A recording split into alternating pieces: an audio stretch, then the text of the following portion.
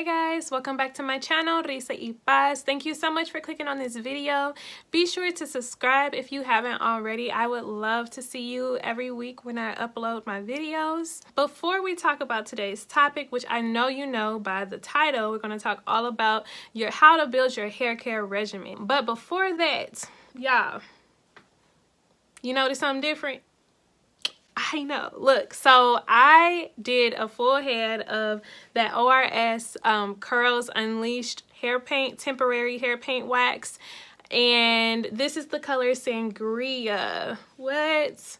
Let me tell you, I have a video on my channel all about how I used it and what I thought about it. I used it this time combined with Wetline Extreme Gel. So I first put on the color and then I put the Wetline Extreme on top. And y'all, this is day 6. Day 6. Do I need to say that again? This is day 6 hair wash and go. Like, what do you mean? When I tell y'all this product combination was just top notch, like from day 1 my hair was looking really good. Okay, enough about that. That's not what this video is about. But like I said, check out that temporary hair paint wax. Let me know if you've tried it or if you plan to try it.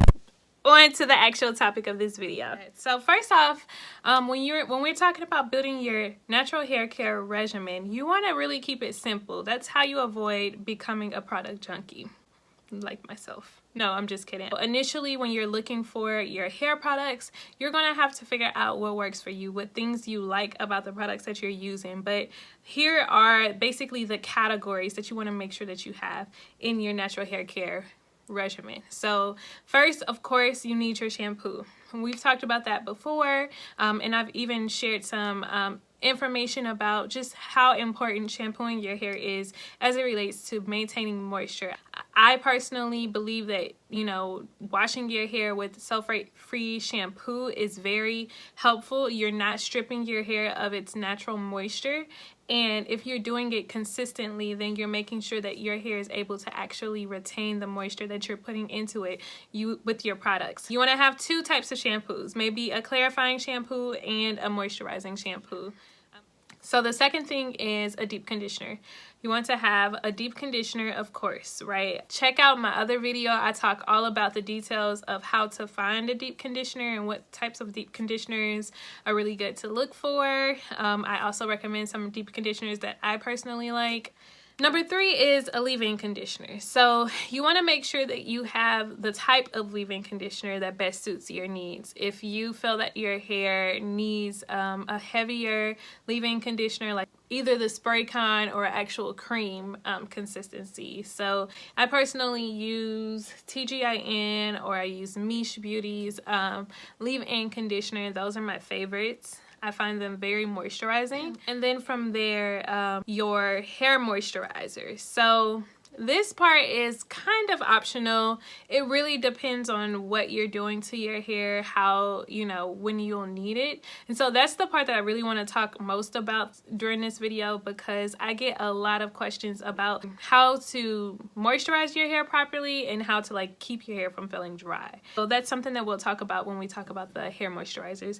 But then lastly, I like to seal in with an oil. Some people, you know, maybe you don't prefer to use an oil, but I definitely like to seal my products in with oil. The oil is really sealing in all of that moisture that I just put in. So from the shampoo all the way on down to the leave-in conditioner, I'm sealing all of that in with my oil. And then I'll use like my styler, whether that is gel, whether that's, you know, like this temporary color, any of that. So of those items, of those categories, I would say the last 3 are the more optional ones. If you're washing your hair frequently, then you're not going to have a real issue with maintaining moisture, because by the time your hair gets dry, it's likely going to be time to wash your hair again anyway. I've recommended washing your hair every week. And if you have a very busy lifestyle, then I would say every 2 weeks. But I wouldn't go past that. Honestly, I wouldn't go past that. Maybe here and there, it's okay. But for a consistent regimen, you want to make sure that you are putting that moisture back into your hair on a consistent basis in order to make sure that you're not going to have dry hair. Okay, so I talked about those last 3 items: the hair moisturizer, the oil, and your styling product. Those 3 are really, you know, a matter of whatever you are about to do with your hair. For example, if I am doing a wash and go, then I'm likely just going to do leave-in, my cream, and then an oil, and then go straight in with my gel or my stylers of choice. But if I was doing a twist out, I would use my leave-in conditioner, a cream, and my oil. Either people use the LCO method to moisturize their hair, or the LOC method, which is the leave-in, oil, and then your cream. I personally like to seal in my creams and all of that moisture with the oil at the end, and I find that I get better results that way. But there are also people that prefer to do the leave-in, then your oil, and then your cream. That's really a matter of trial and error and what your hair likes. So like I was saying, when I do my LCO method, my cream. So my cream is a variety of things. Most of the time it is my whipped shea butter that I make at home. You have moisturizing products like this, the shea yogurt from Ali K Naturals. You have hydrate and twist butter. Like, you can find this shea butter out, you know, as well. But I personally really like to make my own. I just really like the consistency that I get. But yeah, I'll show you guys a clip right here of some of the moisturizers that I use. And then when we talk about stylers, choosing your styler really depends on the style that you want to use. Like I said, there are a number of twisting creams out there that really just moisturize your hair. So if you're doing LCO and you're adding a cream on top of that, then you're probably getting a whole lot of moisture in your hair, which, hey, maybe that's really good for you. In addition to using twisting butters for a twist out, I also like to use a lighter gel. A lighter gel for me is like this Eco Styler gel. This was a really light hold for me. A lot of people ask, well, why is it that my hair is still dry after I use these products?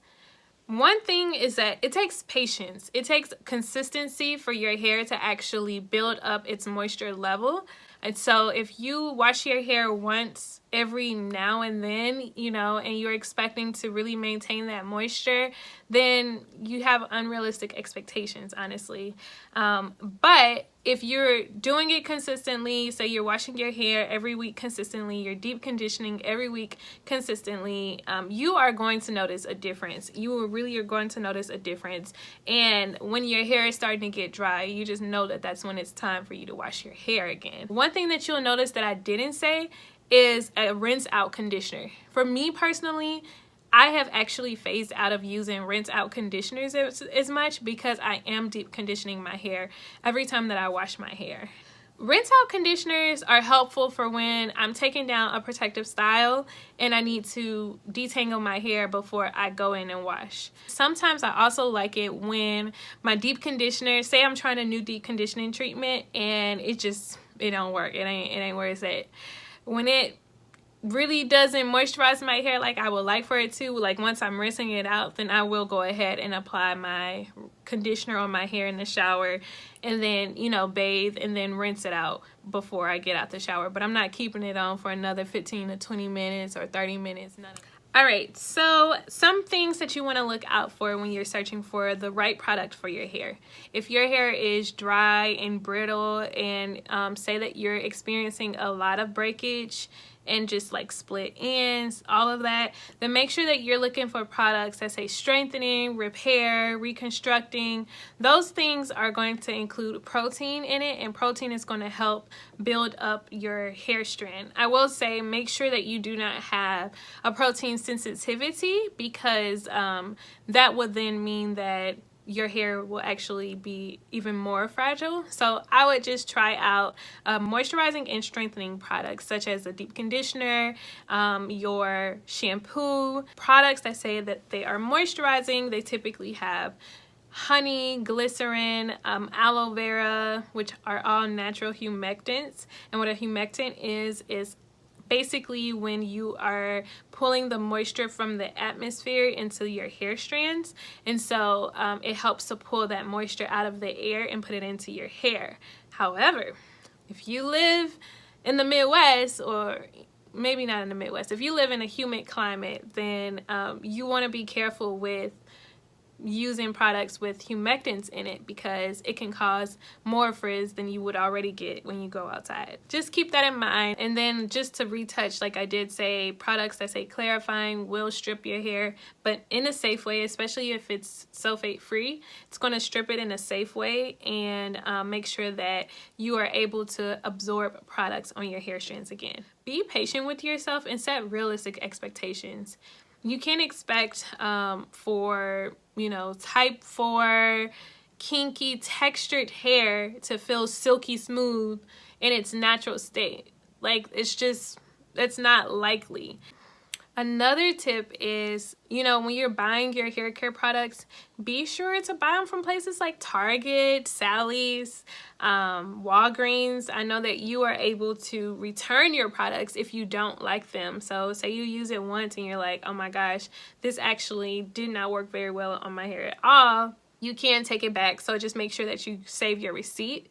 And then another thing, one way I found that's really cool to try, you know, especially some of these expensive products, or just any product in general, travel size. So Family Dollar, I know, has hair products that are like travel size, that really are helpful for you to just give it a try. See if you really like it. See if it's worth your investment.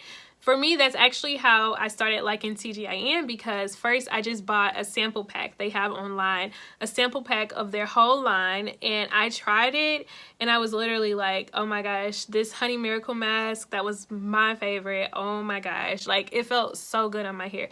All that to say, I went ahead and bought the full products because I knew that it worked on my hair. Go down the travel aisle at Target, at Walgreens, you know, and get those small, the small travel size products. Yeah, so that's my tip if you want to save money. And then when you consider re-moisturizing your hair, ask yourself, do I just need to wash my hair? Is my hair dry because I need to wash it? Alright guys, so I hope this was a helpful, informative video.